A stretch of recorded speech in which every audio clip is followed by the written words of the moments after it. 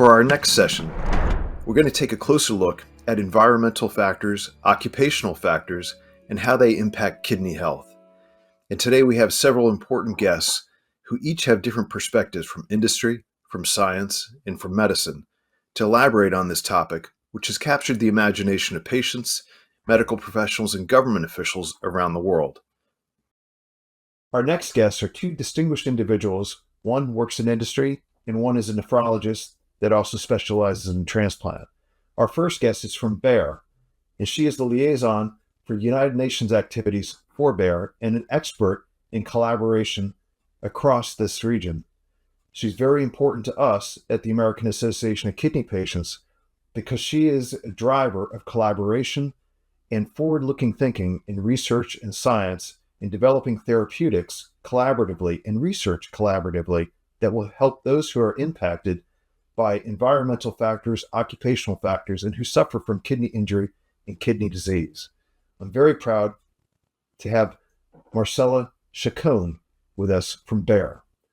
Our second guest is a very distinguished doctor. He's the president-elect of the Latin American Nephrology Society, and he works very closely with patients throughout the region and around the world. And this is our very good friend, Dr. Jose Sanchez Polo.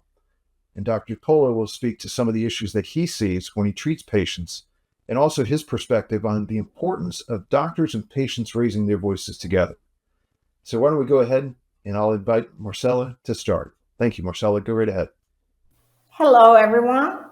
And thank you very much for the opportunity of being here to talk a little bit about chronic kidney disease and how climate change is affecting this type of illnesses. My name is Marcela Chacón, and I am the Global Head of Relations with the United Nations for Bayer. Very happy to be here and very happy to share with you. Now I would like to hand it over to Dr. Vicente Sanchez Polo, who will be sharing the conversation today. Thank you so much, Marcela, and good day to everyone. I'm very happy to be here with you and thanks for the opportunity to share with you about this important topic. My name is Vicente Sanchez Polo. I am a nephrologist and work here in Guatemala City.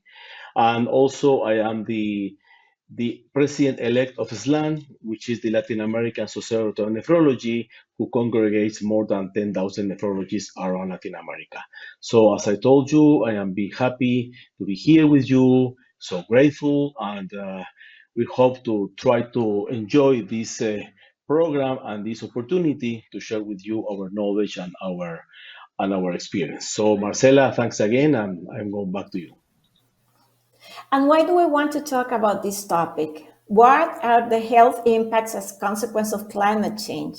As we all know, record temperatures that we're living, droughts, floodings, etc., cause a variety of health impacts in respiratory, infectious diseases, women's health, and cardiorenal metabolic diseases across the globe and across populations. There's a lot of impacts that we see in kidney disease, and for instance, data analysis on climate change shows the burdens on people, health systems, and nations on kidney care that are brought to the forefront as we consider care before and after major events, including floods, like I said before, extreme heat, droughts, etc. Ambiental heat stress increases the seasonal acute kidney injury, or AKI, and the development and exacerbation of pre-existing condition of traditional CKD or chronic kidney disease in predisposed elderly population. Amongst others, we see that heat stress and strenuous exercise are independent modulators of kidney function. It is estimated that nephrotoxic heat stress-induced acute kidney injury and associated chronic kidney disease of unknown origin, or CKDU, affect up to 45 million people in the previously healthy young to middle-aged global population. This is why we're here today with Paul Conway and us discuss this with you. Over to you. Well, thank you very much, Marcela. And I think I have a couple of questions, but I'd like to go ahead and start with you, Marcela. Some of the issues that you just talked about, you just raised, have been the source of a lot of conversation here in the United States as we've taken a look at increased hurricane activity, very high heat waves across the West and across a lot of the United States. We have issues like dehydration in flood zones and hurricane zones. You have issues with continuity of care for patients, whether they're on dialysis or transplant patients trying to get their drugs. And so what I'm interested in is this, across your country and countries in Central America and in Latin America, what are the other types of issues that you're seeing that are driven by natural disasters? Well, we're seeing basically the same, the increase in temperatures, the droughts, the floodings, the affectations by hurricanes is basically the same that you're having in the US. We have seen chronic kidney disease of unknown origin in in the Mesoamerican region for a long time now. And I'm sure that Dr. Sanchez Polo is going to refer to that afterwards. And it's been a huge discussion on what the causes are. But we have more and more data pointing out to the fact that it is affected a lot by climate change and the different conditions that people mainly who have to work outdoors are suffering. And that's the reason that we are almost sure that this is for sure one of the main impacts that we have in the population who are getting sick. Okay, and then let me ask a quick follow-up, and then I'll go to Doc and ask him this as well. From your perspective, here in the US, and we know also in Europe, there's a very big focus on trying to reduce the burdens to people, to taxpayers, the health system, and society. What is the level of prevention education that you're seeing that's out there, and where does that type of prevention information come from for people that are working in occupations that have high heat or high exposure? Does that come from the government, the private sector, or nonprofits, or does it exist at all? The sad thing, Paul, is that we don't have enough regulations. We don't have enough legislation. We don't have enough awareness in the general population on how they have to take care of themselves and to prevent suffering of this type of disease. So we need to have partnerships like the one, for instance, that Wire has with the AAKP, and that has been recognized by Reuters, for example, as a good practice, where we put together our efforts like to raise awareness, work with people who have lived the experience like yourself, and maybe work as well with other type of organizations like the Latin American Society for Nephrology. We have to expand the borders within which we have been working before. We have all to engage, see if we want to make a difference in the life of these people. So it is a lack of awareness, a lack of education, a lack of proper legislation, and a lack of implementation of existing laws. And that has practical impacts on people. So Doc, I wanted to ask you this question. You're usually seeing patients at the point where they've been impacted, whether it's acute kidney injury or whether or not they're vulnerable to further illness and their kidneys become further damaged. So from your perspective, Doc, how does prevention education work with the different populations that you work with? Do they understand what you try to communicate as a prevention standpoint, and what types of information are effective to people that might be at risk from your perspective as a doctor? Yeah, thanks, Paul, again for inviting us to participate. And we think that the early detection is the clue for the early diagnosis of the CKD. And it's not just for the traditional reasons like diabetes or hypertension, but also for these climate change related kidney disease, like, for example, Mesoamerican nephropathy or also nephrolithiasis, that is also another reason of kidney disease at this moment. So it's really important to think that the chronic kidney disease is not just by traditional reasons like hypertension, obesity, diabetes, that are of course really important, but also we need to think in another kind of situations that develop early in the childhood. The children are have a lot of susceptibility to develop the disease because they live in the high risk population communities in the southern part of our countries near the Pacific Ocean and where the heat stroke is really important. So we think that the clue of this situation is the early detection of the chronic kidney disease, and this independent the cause or the reason of the disease. Okay, and in follow-up to you, Doc, if you have patients that you screen, let's say, and I don't know what screening looks like in your practices where you are, but if you screen a patient and you find out that they are at risk of kidney disease or have kidney disease, how would you go about educating them on what further risk they might be exposed to with if they keep working in their particular job? How should they protect themselves? That type of thing. Do people understand it when you communicate that to them? It's a level of proactivity sometimes that we don't see with our doctors here in the US. Yeah, this is a really good question, and the answer is not just particularly to educate the nephrologist. We need to educate the whole population. We need to educate the primary care physicians, the general population, the community leaders, like, for example, the teachers, the preachers, the priests, the policemen. So it's really important to try to go directly to the people that has influence in the community. By the other hand, it's really important to screen the patients, and in nephrology, the early detection and the screening of the CKD is particularly easy and cheaper. Why? Because you don't need to do a lot of expensive exams. You can do it just by a creatinine blood in the blood sample and also the protein in the urine.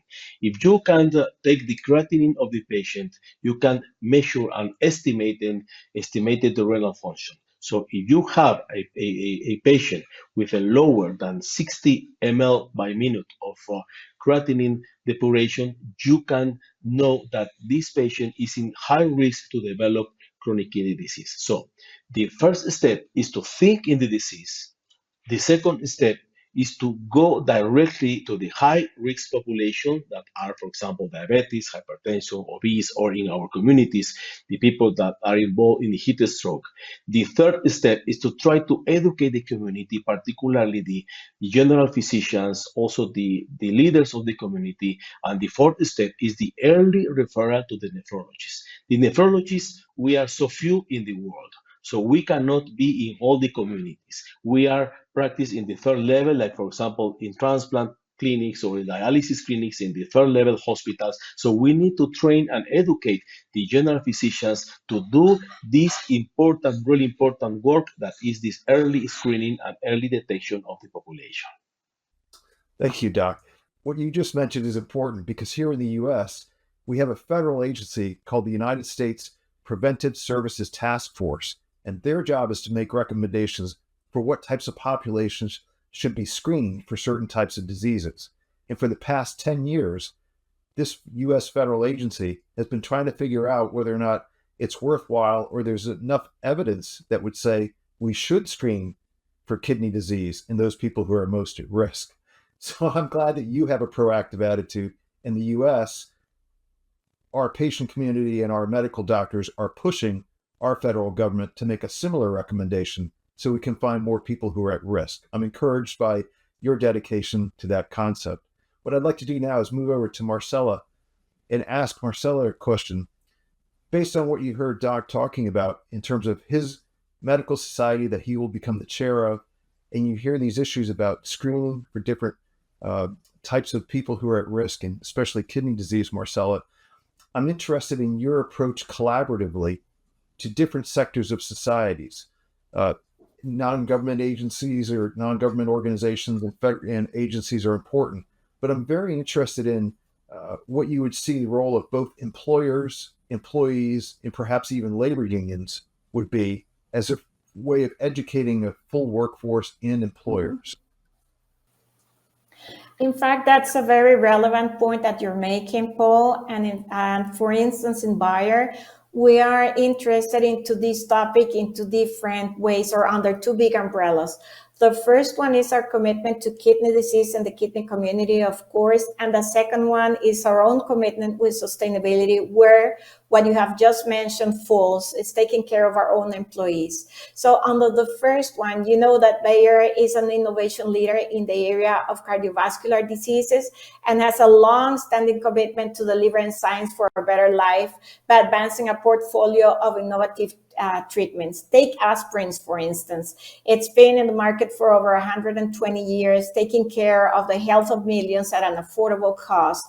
And as we do externally, we do internally as well with different programs that we have for our own employees. We have an external force of employees of approximately 200,000 people, of which we have to take care, raising awareness on the way they are working in the fields. Because remember, Bayer has three big umbrellas. The first one is the pharmaceutical, which is medical devices and the medications that you get in the hospital or where the medical receipt. The second one is the medications that we do over-the-counter sale. And the third one is agriculture, and that one is a very big business that we have. So we know that we have to start taking care of our own people first, and that commitments, at least with the United Nations in water. We launched our commitment in water, our water strategy during UN Water Conference last year. And like that, we have another several on labor and how to protect our own force to make sure that they are healthy. We know we have to contribute with other corporates within the private sector, and that's the reason we participate in global fora every single year to raise awareness not only about chronic kidney disease and cardiovascular diseases, but about climate change in general and how it affects the health of people. We are aware that this is not only the role of governments, this is not only the role of NGOs, but corporates as well. All stakeholders have to sit around the table and take care of the people if we want to cope the problem and if we want to move forward on this. Thank you, Marcela. And so, Doc, after listening to Marcela, I have another question for you.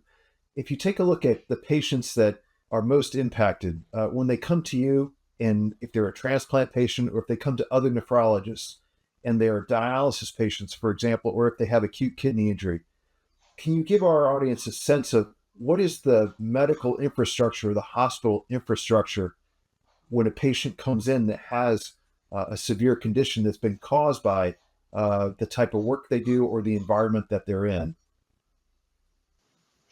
Yeah, this is really important because a difference in Latin America, the difference between Latin America and the US is that our patients are younger. Because many of them works in the agricultural field. So for us, it's really important to think about the disease and to try to decentralize the nephrology programs where the patients are, because many of the patients cannot be able to come directly to the big cities. So it's really important to try to uh, decentralize the general practice to go where the patients are with nephrology programs that includes the prevention program, the outpatient clinic, the hospitalization, the peritoneal dialysis, the hemodialysis, and also the transplantation program. For us, it's really important to be near the community, because if not, the patient cannot has the possibility to travel a lot to the big cities to take care of the health service. So I think this is important. And again, the nephrologists, we are not a lot, we are not so many in Latin America. For example, the goal of the Latin American Society of Nephrology is to develop more than 20 nephrologists per million of inhabitants. And most of the countries in Latin America has a lower than that number. For example, here in Guatemala and in Central America countries, the number of nephrologists per million of inhabitants are less than 6 nephrologists per million inhabitants. So this is really important to try to train more doctors to become nephrologists, and also to send the services where the patients are near the communities. You know, Doc, just those numbers alone make a compelling case for prevention. and avoiding people becoming injured or suffering. And so based on what you were just saying in terms of the doctor-patient ratio, how widespread is the use of technology? For example, peritoneal dialysis or remote dialysis, where somebody can dialyze at home and maybe be connected electronically. I'm sure you're a champion of that type of technology in Central America. This is a really good question and also a very good idea. Try to develop the peritoneal dialysis where the remote areas are. Why? Because we can demonstrate that if we can choose correctly the patients that go to peritoneal dialysis, you can have really good results in his evolution. Why? Because the hemodialysis clinics, the patients must go and travel a lot, but if you can send the treatment with the patient to their houses, like PD, for example, we have really good results. There are really good results in countries like, for example, Mexico, El Salvador, here in Guatemala. Costa Rica, for example, has the PD first policy, and peritoneal dialysis actually is cost effectiveness here in Central America.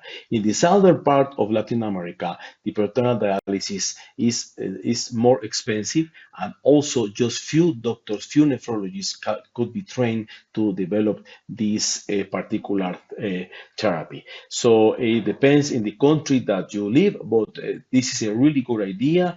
Us as a SLAN will try to impulse this particular therapy, which is the peritoneal dialysis, because first is the results are the same as hemodialysis in terms of supervillains and also mortality. Second one is cost effectiveness. Third one is easy and the quality of life for the patients can stay, but also the best of the therapies is the kidney transplantation. So we try to prepare the patients that undergo PD and also to undergo hemodialysis to go to transplantation, which is the best treatment of the kidney disease. Thank you very much, Stock. It's compelling. I'm going to come to the transplant issue in a second, but I wanted to go back over to Marcela. And Marcela, we've heard how tough the circumstances are if somebody becomes ill. And I'm very interested in what you're doing through BEAR and what responsible corporate leadership looks like in terms of working closely with doctors collaboratively to help develop more evidence. And along that line, if you could talk about that, and then also what BEAR is taking a look at in terms of effective patient engagement in Central America, so we can get both patients, doctors, and then researchers benefiting from that interaction so we can get more data. Well, you just touched that point, Paul. There's a lot of evidence gaps existing and a need for data generation studies, not only in Central America, but in Latin America in general. We see there's not enough data to work with, and that's one of the main reasons that not only working with patient associations in Central America, but engaging with bigger organizations like the Latin American Society on Nephrology, we are willing to work in different workshops in the different regions in Latin America to collect that data so that we can raise awareness in the populations in the different regions that are being affected by climate change and therefore by chronic kidney disease and chronic kidney disease of unknown origin. Like I mentioned before, in Central America, we have seen an increase of CKDU in the last years as Central America and Mexico, and now extending to Colombia as well, and other countries of Latin America. So it is no longer only a Mesoamerican problem, but it is spreading out through the whole continent. And then even sometimes with immigrants going to Europe or to other countries that are already suffering the illness, then we see the propagation go into other latitudes as well. And we have seen it as well, like in Vietnam, Sri Lanka, and other countries around the tropic. So this is spreading very fastly with the increase of climate change. That is one of the reasons we have, and excuse me for going back to the SDGs, but we have to commit to the SDGs, to commit to the Paris Agreement, so that the increase in temperatures do not exceed 1.5 degrees Celsius, because otherwise this is going to be nonstop. Raising awareness is key. Like the doctor said before, we have to do it before the population gets ill, and that's something that has to be worked with, not only with the ministers of health, ministers of education, but different other organizations in all the countries, so that we can reach all the people who can be affected by the illness. Bayer is not only doing this, but it's also working in a wide range of therapeutic areas and new treatment approaches to cardiovascular and kidney diseases.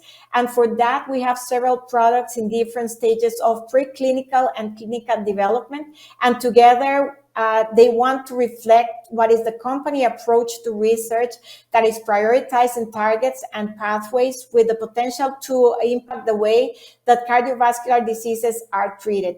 Let's remember that heart and kidney work together also in health and in illness. They are linked very closely, and that is the reason we always talk about them at the same time.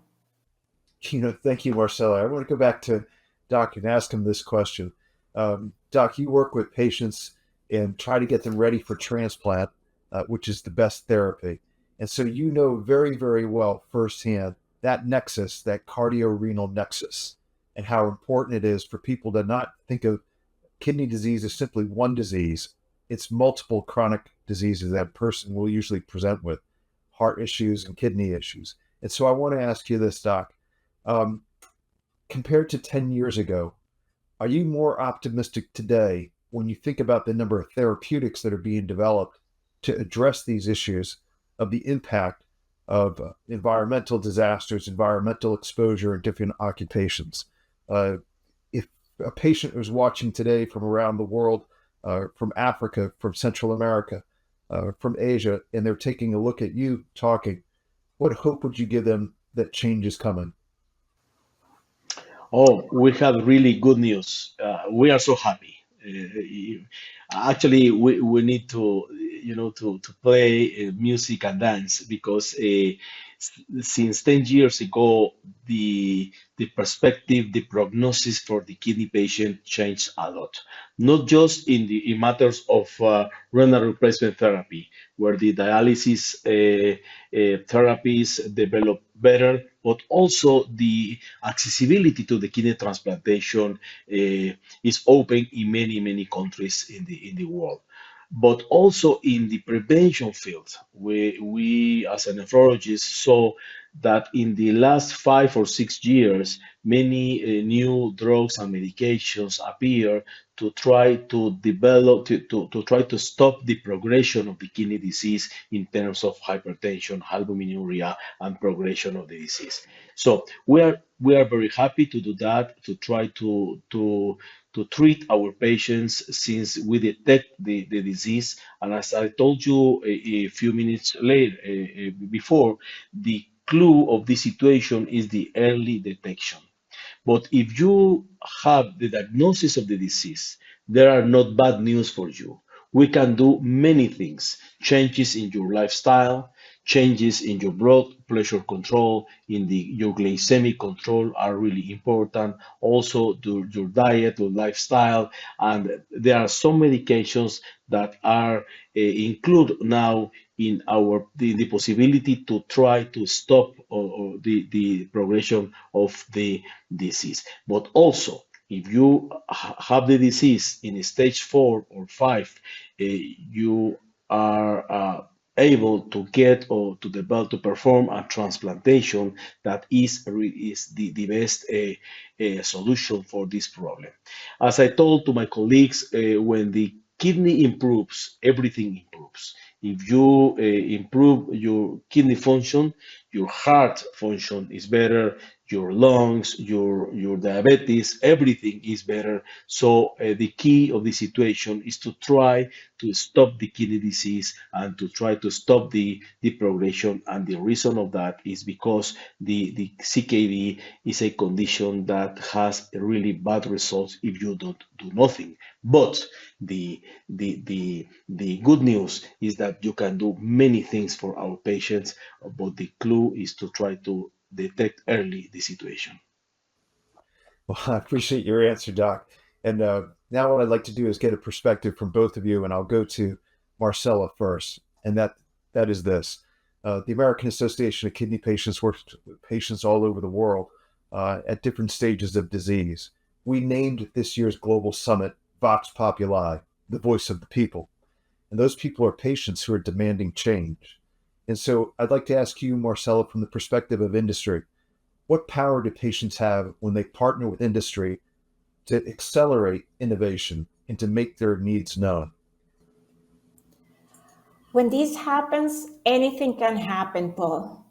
When people who are suffering, who are going through the illness, who have the shoes of suffering, and they partner with the industry that can bring solutions, that can have sometimes the resources, not only economical, but also of research and development to put an end to suffering, to bring treatment, to bring good things to people. That's the way to go. That's the reason we are very happy to have the AAKP as a partner, that as well as the Latin American Society for Nephrology. That's the reason it would be fantastic if the AAKP could support the efforts that we're trying to do along with the SLAN in Latin America, because the experience that you have, the knowledge that you have, could benefit millions of people. Like I told you before, over 45 million people are suffering right now of chronic kidney disease in Latin America, and many of them is because it's linked to climate change, and you have the knowledge, expertise used by many in the countries south of the US.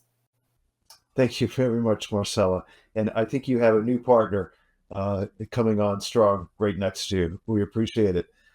Doc, let me ask you this. As I mentioned, the theme of our summit this year is Vox Populi, the voice of the people. So for the Latin American Society of Nephrology, how do you envision patients being able to help you if patients come alongside doctors and it's the voice of doctors and patients working together? What type of power does that give you to help people that are in rural areas, people that don't have a lot of economic resources, but people who want to live and they want to aspire and pursue their dreams? You work with them directly. How would you benefit with more voices raised to help you? This is really important. You know, the voice of the people is strong. The voice of the people is really important. Us as SLAN have already signed a collaborative agreement with CLAPCO. CLAPCO is the Latin American Association of Kidney Patients, and they are working with us in educational field, in academical field, but also in the political field. Islam is not just an academical society. The Latin American Society of Nephrology is also a society that try to make incidents in the political situation of the countries. We are convinced that this is not just an effort of one society or one people or one physician. This is really important to make political and governmental decisions, and also they must planify with some political actions that are really important to try to incidence in this disease. So if we can work together, the patients, the industry, the academical field, the physicians, and also the old people that participate in this situation, I think we can make a more we can develop more ideas, we can develop more influence in the governments and in all the people that are take the decisions in this field. So this is really important to us, for us as academical field, to try to to develop the flag of the patients, to develop the voice of the patients, to give the opportunity to them to tell to us how they feel, how they think that are the solutions for this problem. So it's really important to work together, and this is one of the reasons that we really appreciate the invitation to be here to try to talk to you that who are an influence leader in the patient field, also with Marcela that works for the industry, and we represent more than 10,000 nephrologists in Latin America. So I think this is a good way, this is a good idea, and I think that we need to work together in the near future. Thank you very much, Doc. As patients, we love it when we know that our doctors are involved outside of the medical office and outside of the academic conferences, but they're actually on the front lines of political action and registering people to vote. The American Association of Kidney Patients was the first organization in the United States to do voter registration for kidney patients. We're nonpartisan. We encourage all patients to speak up because we have a saying here that we know is true around the world. Nothing about us without us. Patients can speak for themselves, but our voices, united with medical professionals and industry, can't be beat. And so I thank you both for joining us, and we look forward to a very active partnership with doctors and industry, and especially with our patient allies across Central America and in other Latin nations and around the world. Our experiences as patients are very similar, and we don't view each other as separate individuals. We don't view each other as being somebody in one country versus another. We're all in it together, and that's what drives research. That's what drives science, and hopefully someday that will arrive with a cure. So thank you, and we appreciate having you.